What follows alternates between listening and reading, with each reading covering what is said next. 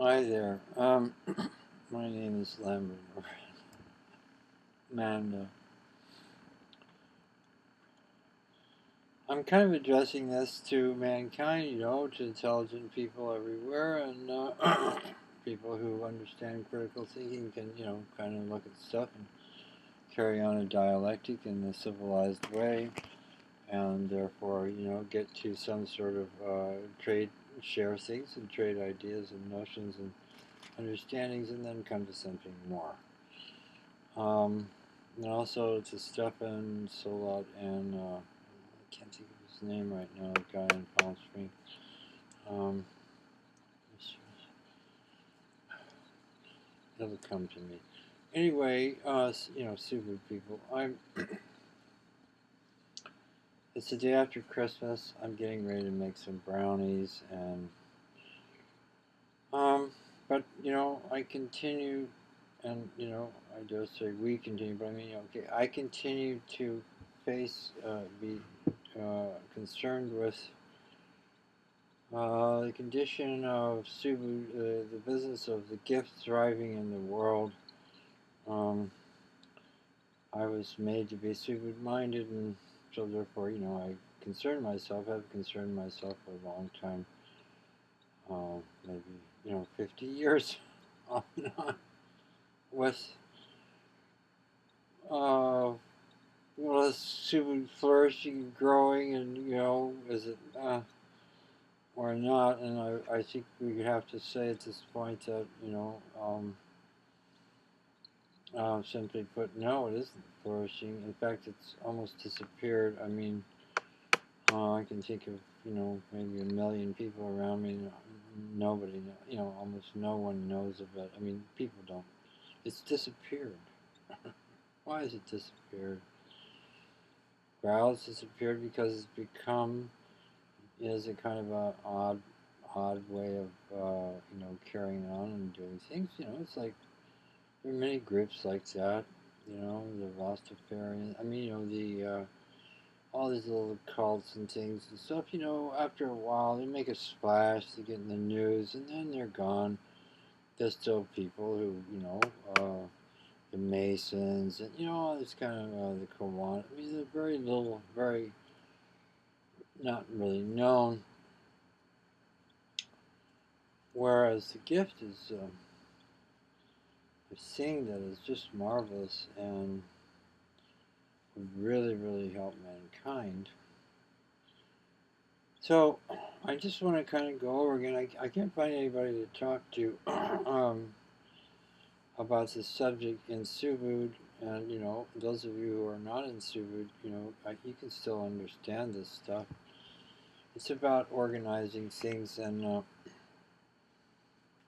how you can organize successfully and not so successfully. And I don't want to bore anybody, so I'm just going to rip right through this here and try to communicate something.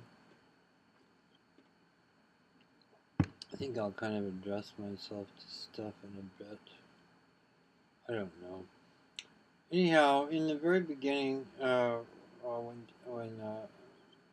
we're talking about a gift that the Almighty gave mankind to kind of balance out and get him going in the right direction, from also being given the gift that God gave him of his mind expanding.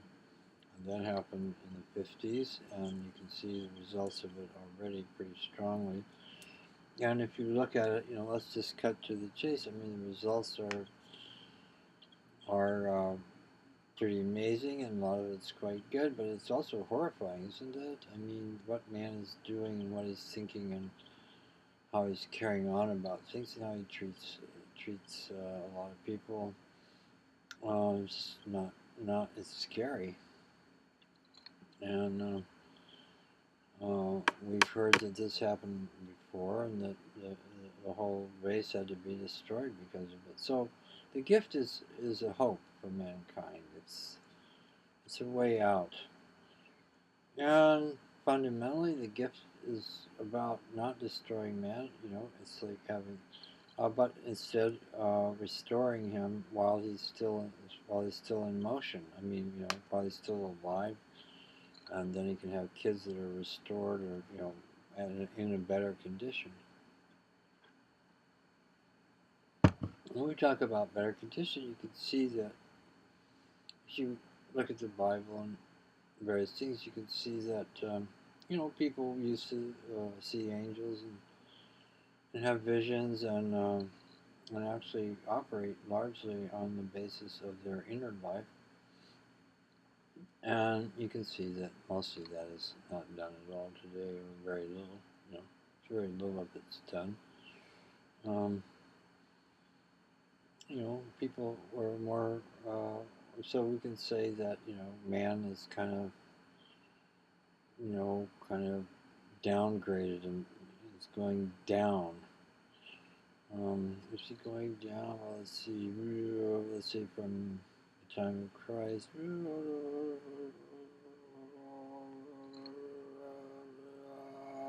That's where we are now. Yeah, he's going down.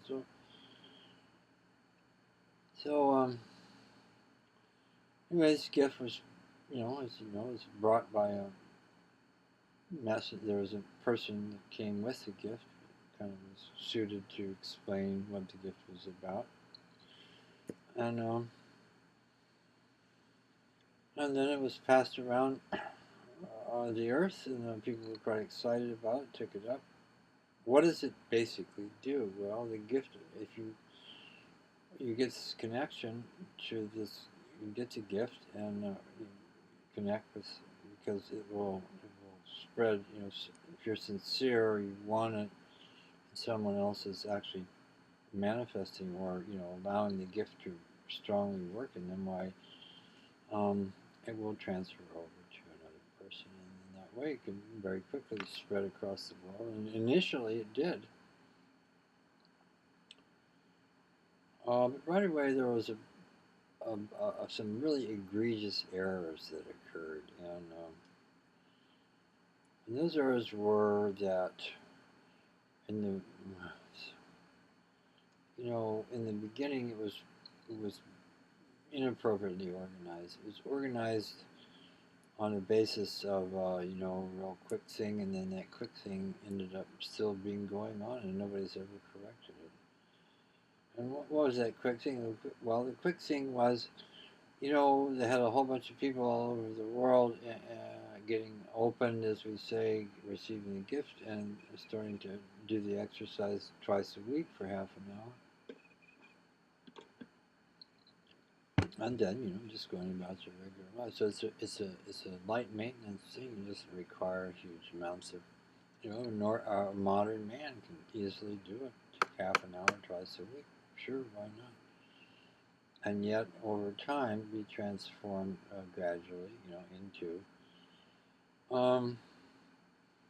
what, as human beings were intended, a noble creature, and the human soul within them that's alive and operating. Great stuff. But to put it very quickly, what happened in the beginning was that in the East, in Indonesia, where it started, it was more regular, and that is to say that it was organized pretty much, in line with the culture and how people did things there, which say was hardly organized at all. And but when it came to the West, the West, has the West and the East, they have different points of view, and so in the West, everything is reorganized things. We think about things and are very rational. We tend to be rational and pragmatic and so forth and so on, all the kinds of words that we use to describe our behaviors. So they said, well, the thing is, got a whole bunch of people coming in, and hundreds of thousands and thousands of people, and they live in different countries, and they, if you don't organize, you don't do anything, they'll wander off, and it'll be haphazard, and because it's important in the restoration process that you do the exercise twice a week, You let God work on you twice a week, and it's important to know, you know, have a real idea instead of something you might think of what's actually going on, because it would be kind of like looking at a mechanic working on something where he's hardly even moving. What's he doing? And or another time he's throwing this and that out and everything. You think, well, he's just changing the part, but no, he's not. It's hard to tell what an expert mechanic is doing at any given time. And so when the Almighty's working on you, it doesn't always appear. It's not. It's not something that's easy to know because the Almighty is more subtle than anything else, and so and more intelligent. So he's doing stuff. It makes perfect sense, and it's just what needs to be done. But by the time it gets to our perception, it's like, well, just yelling or thumping their feet or something. I mean, what are they doing? You know, you know, it's hard for us to. You can't see it. You know, well, it's no different when you take your car to a mechanic. You can watch him for a while. You don't know what he's doing, but he fixes that car, and that's really what's going on here. Anyway, so the gift was passed out in England in a big hurry, and Subi, the guy who came with the gift, he went around almost all over the world and gave explanations about what it was and kind of the best way to approach it. In other words, very similar to how you would approach a mechanic. You take your car in and you let him work on it. And you don't bother him. And you don't think about what he's trying to do or nothing. He's the expert. So in this case, God is the expert. And take your body in. You go in twice a week, and you let him work, and you don't interfere with it. You just whatever he wants to do with you, you let him do it. You relax, and then you're moved from within because it's a real gift, and there's real life there. So it really is something operating, and by participating in it, you can tell by how you feel and the kind of things that are happening to you that it's seems it's not harmful. It feels good, and you feel better afterwards. So it has to be. It's a good thing. Then gradually your condition gets better. So it's easy enough to witness and see that this is something that actually works. Well, and what does it do? Well, it gradually improves your health and your character and clears up all kinds of things in the system, which comes down. We all come from the same place, so that system body that you're in is like 50,000 or so years old. I've been told. It seems about right. And all this stuff that's in there, a little tiny thing, but they cause big problems. So the thing hardly runs anymore. So what runs these days is the mind, heart, passions still kick around pretty good. They're pretty sturdy things, and certain drives, and trying to survive here. Have a girlfriend or a boyfriend, have a family, and um, different things. Some noble things, some things aren't quite so noble. Silly, trying to be number one or any of that kind of crap. Or being really judgmental about it. There's all kind of bad things that are errors, but avoiding all that. I'm talking about all that. So Subi uh, passed a gift out. Well, you'd think the people that passed it out to would have the gumption and understand. So okay, well let's take care of our affairs here. We'll organize this so we can have a place to do this exercise, and we'll meet twice a week, and we'll get some people who wants to kind of look after things. We'll have a regular like a club or an organization. Keep we'll have order, and we'll keep it light and make it nice and easy for people to come in, and we'll support them and love them and take care of them and make them feel at home so that they can grow and thrive and experience this gift in a good atmosphere, and things will go well. And then they can bring their friends in, and who knows, maybe we'll just have huge amounts of people. But maybe at first there was a big influx of people, but then it just kind of stopped. And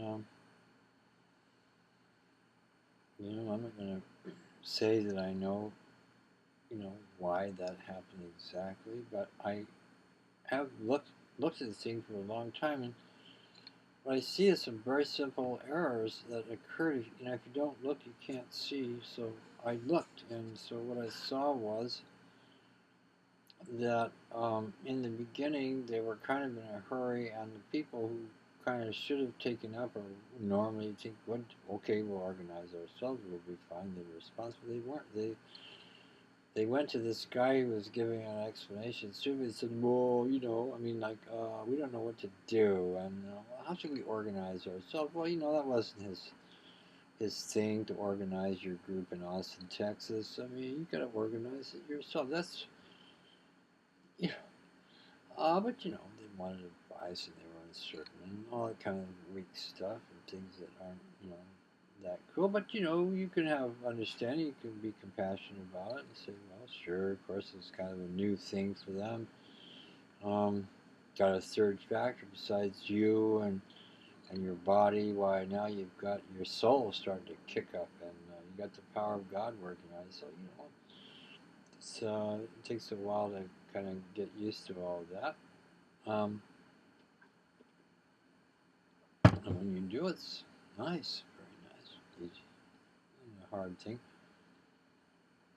Oh, and anyway, so the first thing he told him was, well, just organize. Just told him what you tell anybody. Just organize the way you do things in your country, you according to your own laws and customs and everything else. Just organize a regular group. Don't try to be different or anything. So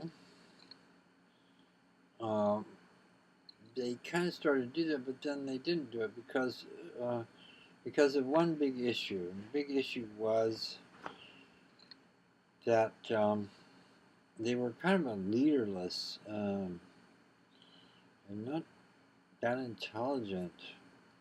The common man is kind of not, leader, intelligent quality. I mean, he might be, he has a lot of common sense. A common man can be quite intelligent about things, but, not, more like the regular people today in the West, particularly, they're used to taking orders of somebody else. Somebody else runs their life. Usually the material forces in the end run their life. Corporations, businesses, and people who supposedly know stuff. There's a big undercurrent and counterculture. People who don't buy into that, and good for them too. But the average Subud person, or person who receives a gift, was kind of like an average person. Most of them, were like most of the average people. They don't question things, and they don't really do what they're told. So they wanted somebody to tell them what to do. So he told them what to do, but right off the bat they didn't do it because instead of doing that,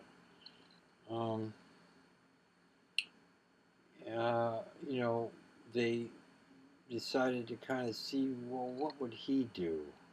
He kept asking him, and that led to a lot of mischief. After he said that, and he said, just organize it. Well, they said, well, and they kept asking, well, I don't know, it's, we don't know, we're confused, we don't know what to do. So he said, well, just why don't you just take the first people that came in? They've been doing the exercise a little bit longer.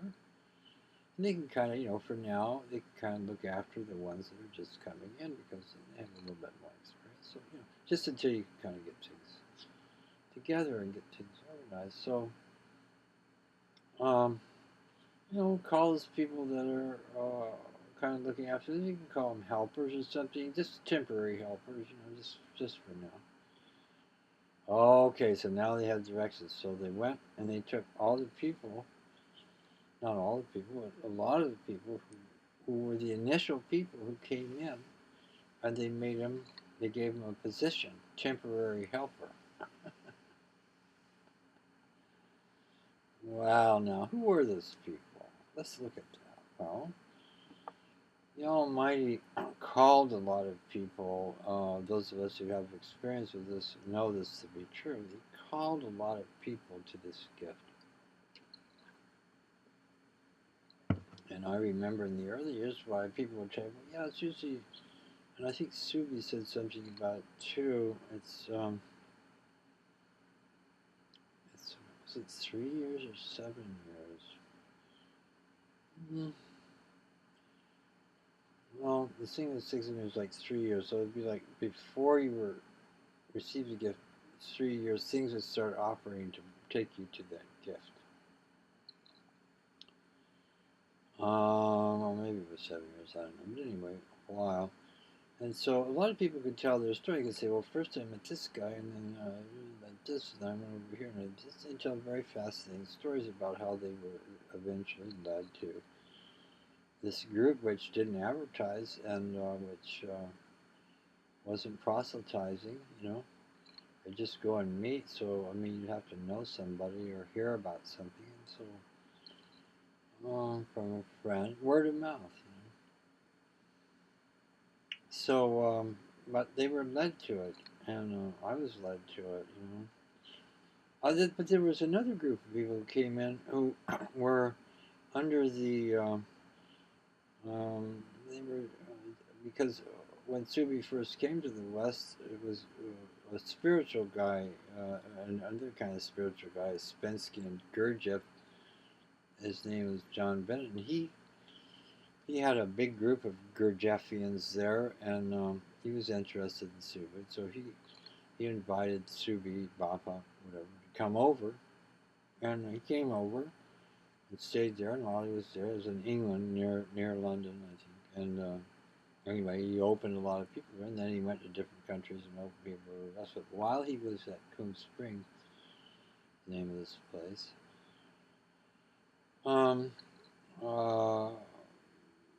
that was the beginning of it in the West in 1957. Well,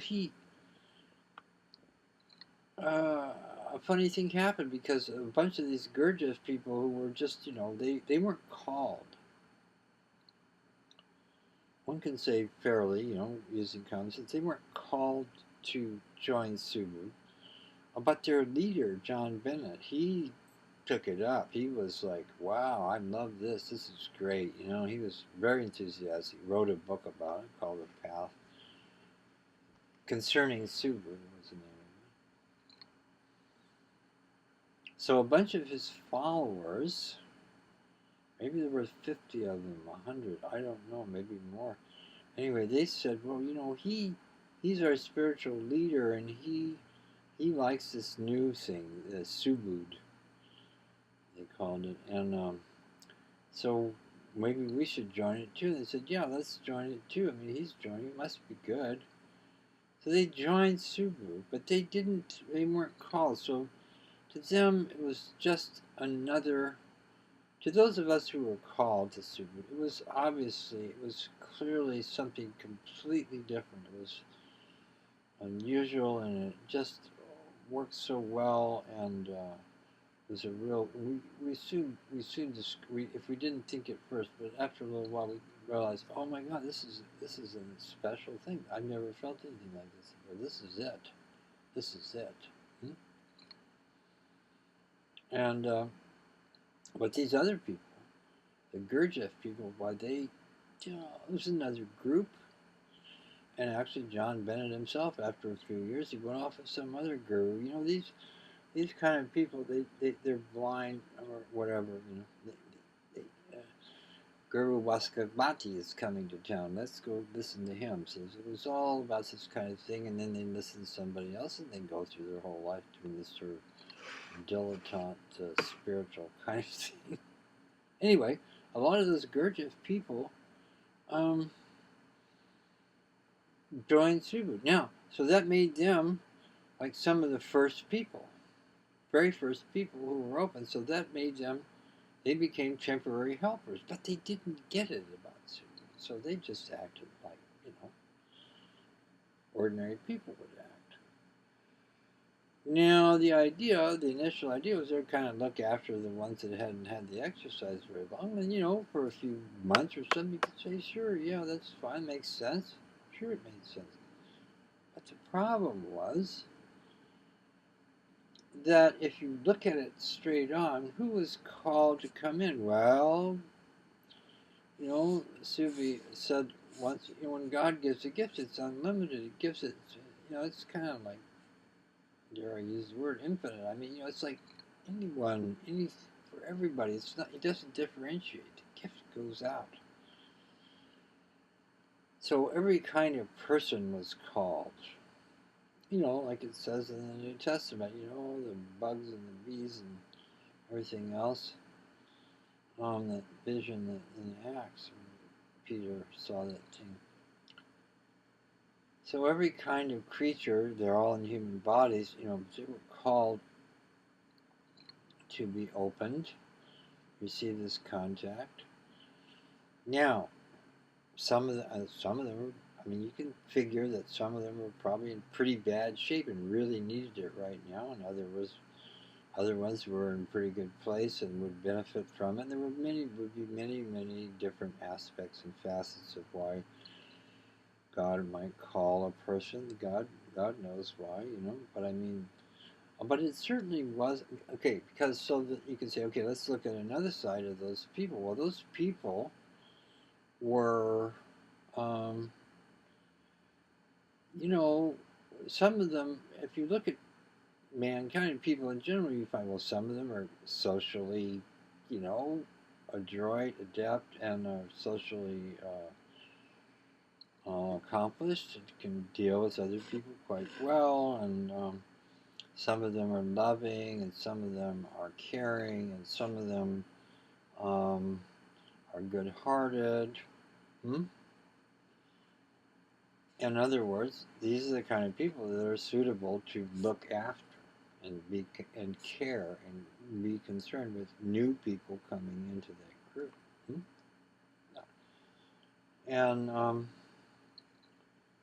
spiritually, high or low or whatever. But in any case, across the board, those were the kind of people, of course, that you would want to be looking after new members. But there were other people who were brand new too. That weren't there. There was probably like there were criminals and oddball ducks and people who didn't like other people and people who could hardly talk and people who were silly and all across the spectrum and not up for much and not very responsible. Just the regular soup of mankind. So if you gave them the job of looking after other people, for more than a short period of time, said, oh yeah, no, you wouldn't want to do it because that's a little bit of experience they had. But if you gave it to them for very long, they'd make a big mess of it, wouldn't they? Well, that's what they did because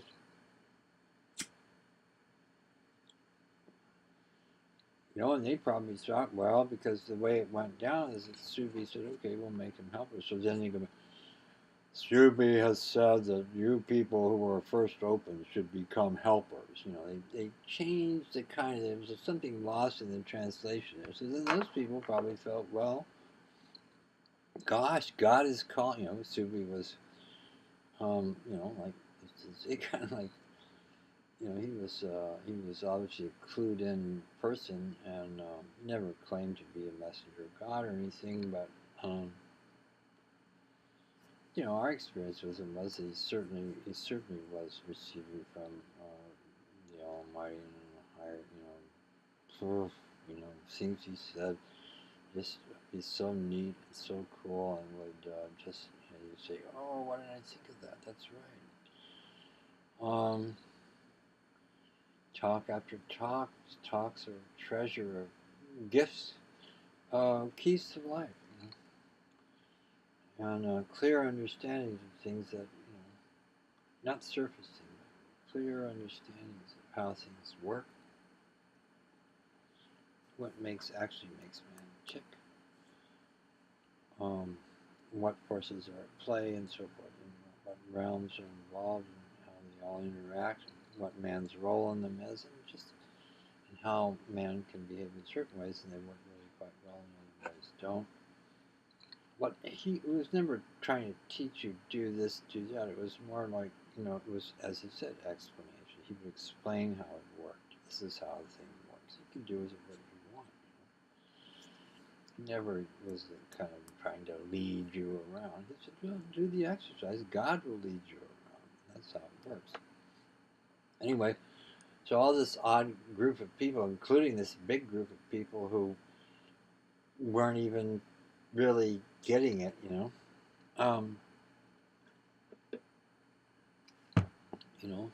had been studying for quite a long time some strange thing. Gurdjieff and Spensky and this kind of spiritual outward, kind of a mixed hodgepodge. You move like this and you make really big efforts and you can get somewhere. It isn't Christian or Muslim or anything like that. But, and later he said, well, actually ordinary people are in a higher condition than all these kind of people. So you could say they were in a low condition. Well, they became because they had just a little bit of authority, and nobody ever gained enough confidence. People didn't gain enough confidence to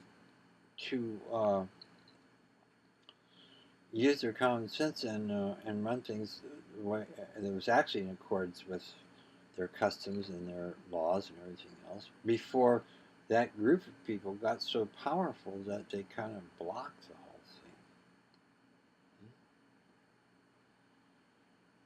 So here you have, for instance, a group of people who don't care about other people, supposedly looking after them, thinking that they should, so they go, well, all right, come over here, and they try to talk to him, and since a lot of them didn't get it, why, because students said, well, try to, give in, sort of, let the inner move you when you talk to these people. Well, they didn't know how to do it, a lot of them, and so they'd kind of ad-lib, and say things and stuff, and they made a lot of mistakes.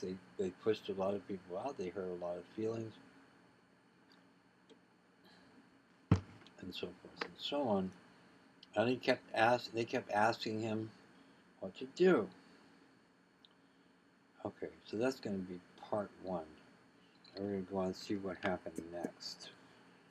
Okay, thank you for listening. If you've been able to stay through this, thank you very much, and God bless you, or whatever, something good for you. Okay, bye bye.